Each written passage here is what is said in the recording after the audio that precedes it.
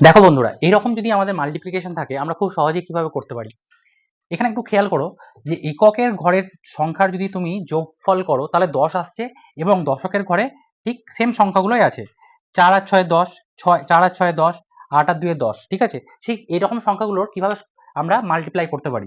তুমি কি করবে, 8 দুগুণে 16 এই দুটোর মাল্টিপ্লাই করবে এককের স্থানে, লিখবে এরকম ভাবে। আচ্ছা, তারপরে এই দশকের ঘরে যেটা আছে তার থেকে 1 বাড়াবে 4, আর এই 3 এর সঙ্গে ইন্টু করবে, তাহলে 3 4 12, ঠিক আছে। ঠিক এরকম ভাবে এটাও করতে পারবো আমরা।